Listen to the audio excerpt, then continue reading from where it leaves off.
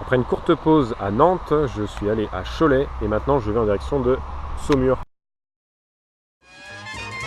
Rencontrer des passionnés, gastronomes, artisans, au gré des vents, découvrir des techniques et voyager simplement, telle sera la devise, non sans gourmandise, de Fripouille en Vadrouille. Aujourd'hui je suis au Mets-sur-Èvre et je vais rencontrer Kevin Certenet qui s'occupe entre autres du plessage des arbres et des...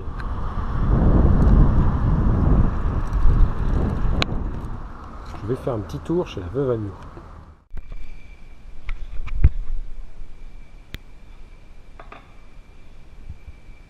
Je viens de faire une petite dégustation chez Combier, les créateurs du triple sec, et c'était très sympathique. Donc j'ai fait quelques kilomètres et en fait, alors j'avais un contact dans une huilerie, mais ils font l'inventaire aujourd'hui, donc ça tombe mal. Et après j'ai rencontré quelqu'un qui était en lien avec une ferme où ils font vraiment de tout. Le seul problème c'est que la personne n'avait plus de batterie, donc plus le numéro de téléphone. Four banal en tuffeau, toujours à Camp de Saint-Martin. Et celui-là, il est en train de chauffer. Alors ça doit être certainement pour faire des fouets. Mais pour l'instant, il n'y a pas l'homme au fourneau.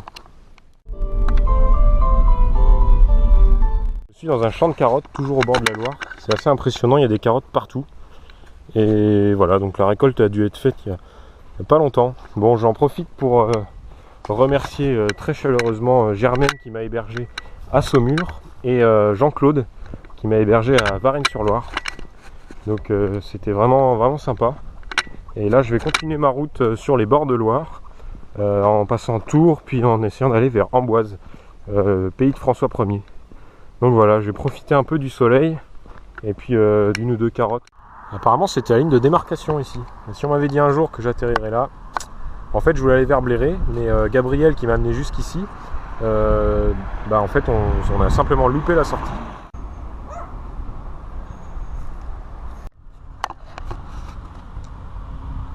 L'association Millière Raboton, la plus grosse flotte de Loire. Donc ça c'est un tout qui fait 10 mètres de long et qui est en réparation là pour la fin de la saison. Voilà.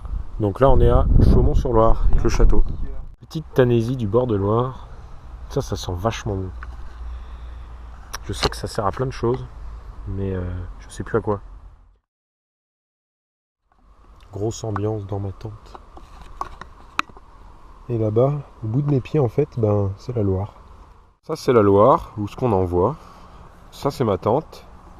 Et moi ce matin, je vais manger une petite tartelette aux pommes.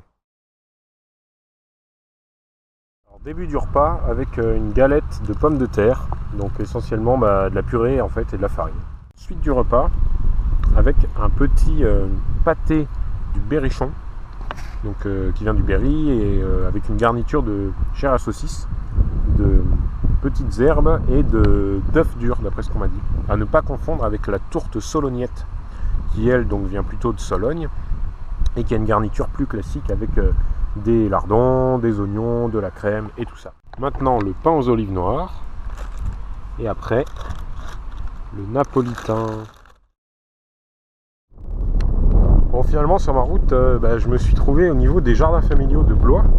Donc je vais faire une petite pause, je vais m'arrêter voir comment on s'occupe du potager par ici.